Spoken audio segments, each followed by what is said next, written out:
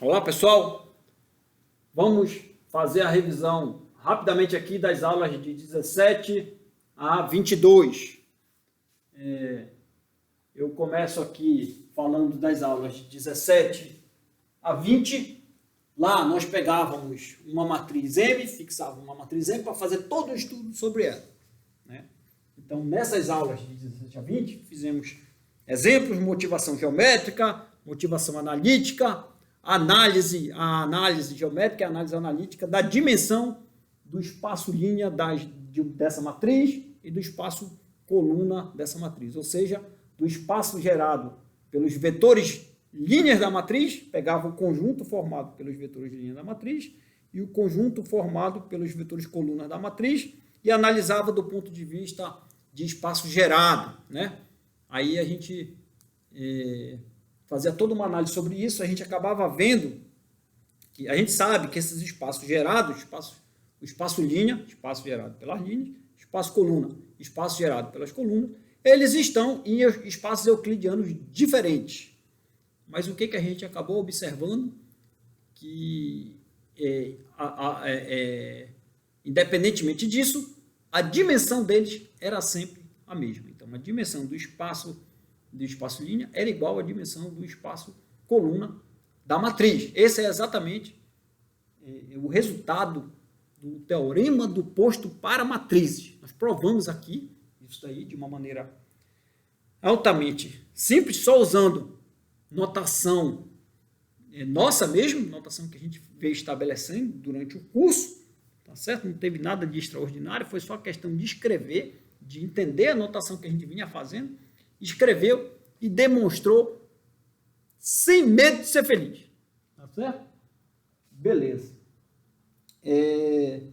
Então, o que eu tinha para falar sobre o posto era isso, né?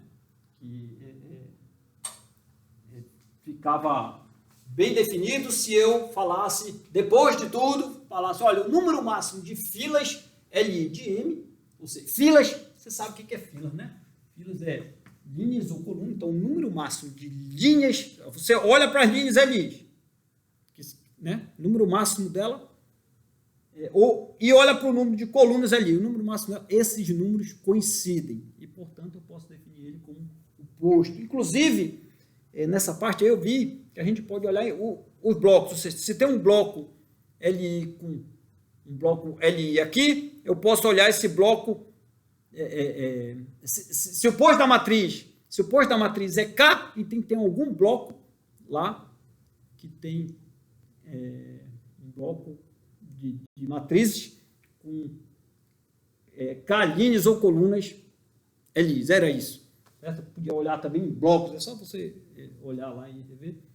E depois eu fui falar, aí depois disso, na aula 21, eu começava com a soma de subespaços. Então eu pegava dois subespaços de um espaço vetorial V, inclusive, nós víamos que não necessariamente próprios, mas o bacana era o de subespaços próprios, né? Certo? O próprio significa que não é todo o V, né? Mas esse daqui funciona se for todo o V. Nós vimos isso aqui. Beleza? Nós definimos a soma de dois subespaços para ser os elementos do espaço todo, que são obtidos por meio de soma de um elemento de U e um elemento de W, tá certo? O caso interessante era o caso de soma direta, que a notação a gente estabeleceu, essa daqui é a notação clássica de soma direta, que é o caso em que a interseção dos dois subespaços é apenas o vetor nulo do espaço todo. Nós sabemos que qualquer que seja o subespaço do espaço vetorial V, ele contém o espaço nulo do espaço todo, o vetor nulo do espaço todo. Na verdade, o vetor nulo de qualquer subespaço é exatamente o vetor nulo do espaço todo.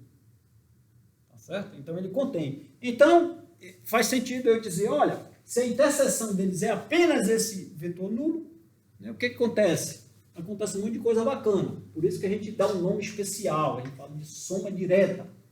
Neste caso, a escrita em soma direta é única. Tem gente que até coloca aqui, assim, ó, uma bolinha aqui também. Tá certo? Pode colocar aí, não tem problema não. É a escrita única em soma direta.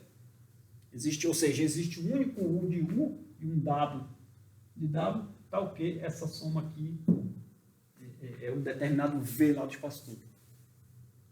E a gente, inclusive, seguia mais, acabava fazendo, né, por causa disso, a gente acabava vendo que uma base para esse espaço aqui, era exatamente você fazer o seguinte: tomava uma base para o U e uma base para o W e juntava, né, e você acabava obtendo uma base, né, de maneira fácil, né? Pega a base para o U, pega a base para o W, junta, essa é a base para a soma direta. Acabava, né? Então ficava...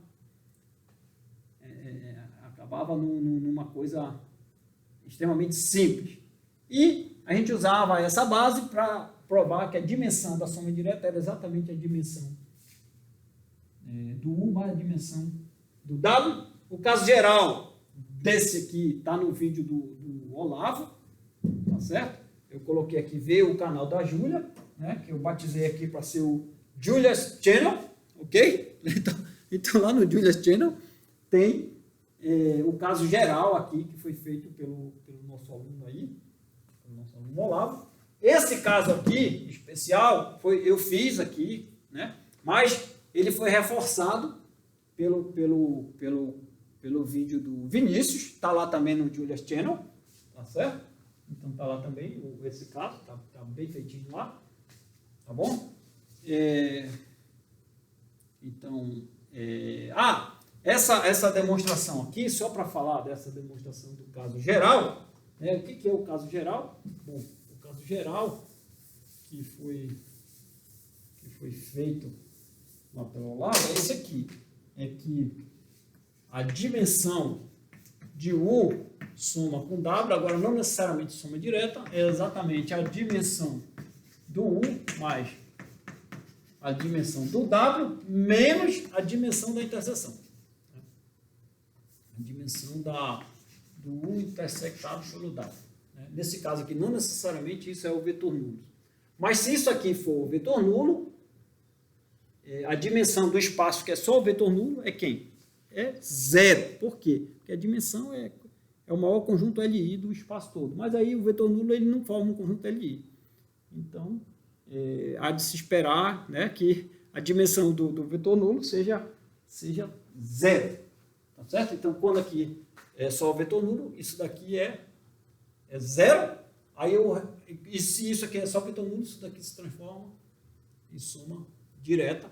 Aí eu recupero essa coisa aqui.